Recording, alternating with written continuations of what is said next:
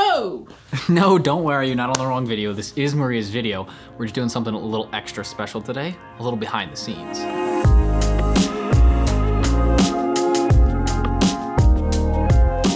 For those of you that don't know me, I'm Maria's filmer and editor, and you might have seen me make a cameo a couple of videos back in the Entrepreneurs video where I was the perfectionist. If you're a perfectionist, your life might look something like this. I told you not to blink. This has got to be perfect! Okay. Look, okay, my acting isn't that amazing, all right, but that's not the point. So what exactly is this video? Well, Maria's flying back from California today. Today's Wednesday, and if you want to go see the video of California, you can check that out in the description. We did a little vlog. But tomorrow, Thursday, Friday, and Saturday, those 3 days, we're gonna be filming for probably the whole day, every day, to get all the content we need to have these new courses out by around the first week of August. This video is gonna be really cool because we're gonna take you behind the scenes for two different reasons. One, because you're gonna get to see a professional film set behind the scenes, and that's gonna be really cool. But number two, we're gonna talk with Maria a little bit and me about the creative decisions we make on how we actually produce one of these online courses and what goes into it, so that you other business owners and entrepreneurs out there can learn a little bit about the process, and hopefully that'll help out and provide some value in your business. So with that being said, let's head over to Maria's. Well, I forgot to mention what we're filming. So back in May, as you may know, Maria released the Get More Clients program, which is her main program, which has about 65 or more videos that we filmed. And now we're doing a bunch of mini courses, I think about like 8 or so mini courses with even more videos than that. So we got a lot ahead of us. Now we are off. Wow, no one here to greet me.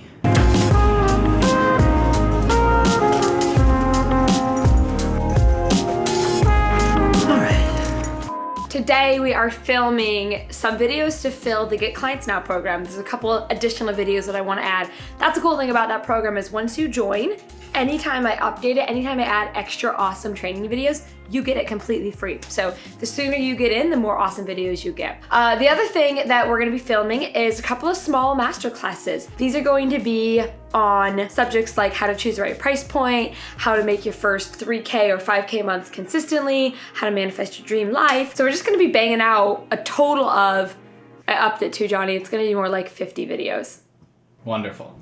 So while Maria's inside on her call, I thought I'd talk about our process, or mainly my process for how I film these things. So Maria doesn't script her videos. We don't use a teleprompter or anything like that. She just has a rough outline in her head because she's taught all of this material before on coaching calls and all types of things like that. So she's basically recycling the stuff that she's already taught for years, building her business now onto an online course format. So for her, it's pretty easy. The reason I use 2 cameras for the shoot is because we're not using a teleprompter. Maria's gonna naturally have pauses in between sentences, sometimes just to work things out, or say a sentence a couple of different ways. And then in post-production, when I go to edit that, I can actually cut to the other camera, and that's gonna give me a cut in between that breakage in her sentences, and it's gonna make it look like there was no break. It kind of tricks your brain into thinking that there was no cut in actual time, but just a cut in cameras. And if you look, this is what it looks like when you cut in camera. That's called a jump cut, because the background doesn't move, nothing moves, but you can see Maria move a little bit. Just because she's talking, she's always gonna move a little bit.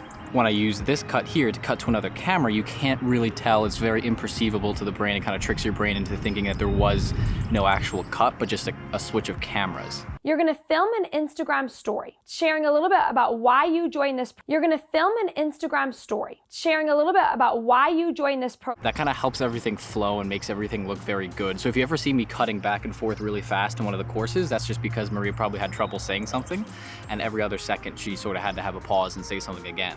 So how do you do the videos? How do you section out? Like, what's your process for figuring out what's gonna be in one video, how many videos you put in each one? Yeah, basically what I do is I just think about what would I have wanted when I was first starting in my business, and the pain points that I had or the struggles I had. And I felt like when I first got started, so many people were like, I made $10,000 a month, but I'm gonna be really secret about it. I'm not gonna tell what I did. And it was always so frustrating. So I promised myself, once I figure this out, I promise I'm gonna turn around and share this with other people. So that's my process, is just what did I need when I was at this point? What would have been really helpful to me? What would have made me accelerate my growth? Yeah, so you've been through the process, and now you're basically just looking back and saying, if I had a mentor, if I had a person, if I had a course, it would be on this. Exactly. And I wish it would have been on this. Exactly. And here's the things I wish she would have told me, and here's where I wish she would have been transparent. A lot of business coaches aren't transparent, so I try to just like throw all the good good juicy stuff in. So. All right, Maria's getting ready and we have to renovate the apartment. It looks nothing like this in the masterclass. You'll see, it's very cool. I have an olive on the carpet. So, whatever the... Okay, so all of the lighting and stuff is set up now, and Maria's getting her makeup on. Let's take a little tour of how we set this up. All right, so our main camera is all the way, okay. Thanks, buddy. Main camera's all the way back here, getting this shot of the space that we got.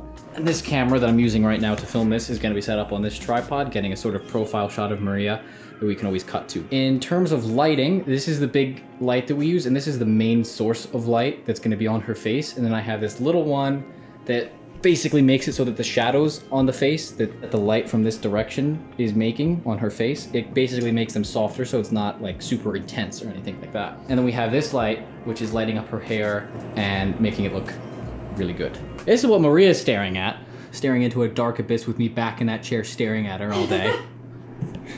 It's true. Let's show you guys a little like with the lighting, how it looks, and then without the lighting so you can see it before and after. So this is what it looks like with no lighting, as you can see right now on Maria. I'm gonna go turn on the lights and stay in the same spot, Maria. Okay. And that is what it looks like with the lighting, which is just a stupid difference. I mean, that is just incredible. There's three really interesting things to note about this before and after. Take a look at Maria's pupil in her eye in the before picture. It's very big and expanded compared to the after, where it's very small. And you can see the difference this makes on her eye color. It actually makes a lot more of the eye color pop out in the after and makes it a lot more beautiful. And that's not even just because Maria has blue eyes. This works for any eye color. Number two, if you look at the background, how overexposed and white and blown out it is in the before picture, it's very uncinematic and looks very amateur. But in the after, because we're putting a lot of light on Maria's face, it means that the background gets to be darker than her, and your eye naturally goes to what's brighter in the image, so it's drawn to her face. Which leads to number three, if you look in her eyeball, you can actually see these little white lights. Those are known as catch lights, because they're catching the light that we're putting on her face and reflecting it back towards us, so we get to see it. So naturally her eyes are gonna pop out at us. All these things are very small, but they add up in the grand scheme of things and make a picture look so much better. So how much does it cost to get these three lights? I feel like that's one of the first questions people would have. These three lights, that was in total, so the big light was about $1,200 in total. This little light was like $100, so not much. And then the light up top there was another $250. So I just wanted to briefly cut in and talk about the pricing that we're talking about. Adding up all of the equipment that we're using, I thought this would be a good little insight. All of the equipment that we're using totals about $14,369. And that's a rough estimate, but that's about how much we're spending on these shoots in terms of equipment with lights, cameras, microphones, tripods, everything combined. It's a lot of money, but that's not even accounting the computer that I'm using, the monitor, and all of the hard drives that I'm running. If you look down here, I have 1, 2, 3 hard drives right there, and then in this bucket full of stuff, I have another, I don't know, I think like 3 hard drives, and I just bought another one too to be able to store the insane amount of storage that I need to keep all of this footage, because it's very high quality 4K footage and needs all that. I think it's cool because this is something that Maria and I pride ourselves on, because a lot of the other courses that we see out there by coaches and people in general, doesn't matter what they're teaching, the production quality is not as high as the ones that we're producing, and that's something that we really enjoy, and it really helps you leverage yourself and stand out in front of the market when you have ads and stuff that are going out to people and they just look better than other people. It really helps separate you. Both cameras are rolling. We're good to go. Okay. So Maria just does her claps. She claps in, we record a bunch, and then we cut it up afterwards, and it's lovely. Let's go. After that, things are pretty smooth sailing. Maria just sits there and presents the material, and I'm behind the camera making sure that technically everything is set up and good to go, and that presenting-wise, Maria is good, her tonality is good, her voice sounds good, and everything like that. Occasionally, I'll have to stop her and ask her to redo something or check in to make something's good, like she's recording her screen for her iPad. Record the screen! Yes, okay. And if I do end up stopping her for whatever reason, of course, we gotta make it funny. So, what is the 51? Do it again, because I was talking. Gotta give a little bit of air silence so that the cut doesn't have audio leaking from the other stuff. Okay, both cameras are good. Shut the f*** up so I can talk. You recording? You recording? Yes. You recording? Your screen's recording? Yes! Okay, go ahead. Okay. Is your screen recording? Alrighty.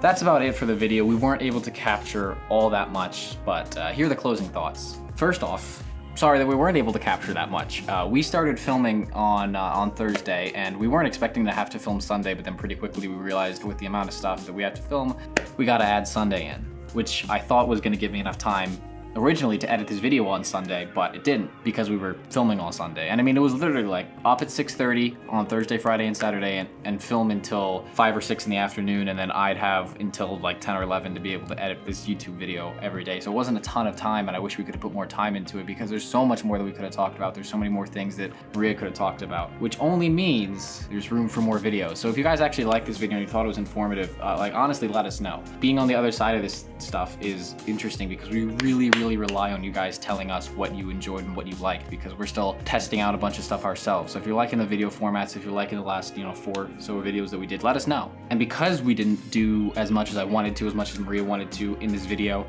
we'll make it up to you guys by promising, Scout's honor, even though I'm not a Boy Scout, we will respond to every question that you guys have in the comments below. So if you have anything, even if you didn't have anything, pause the video right now, think of something and comment it. We will respond to it and get back to you guys and hopefully provide some value there, because there's so much more that could have been talked about. So I guess until next masterclass filming, then you'll have to wait for some more behind the scenes. But until then, thank you guys so much for watching. I hope you guys enjoyed. Let us know if you want to see more stuff like this in the future. Don't forget to like, subscribe, and comment. Those things help us so much. You guys don't understand. And we're obviously pumping out these videos every single week now. So let us know anything else you want to see, and let us know how we did in this video, and we'll talk to you next time.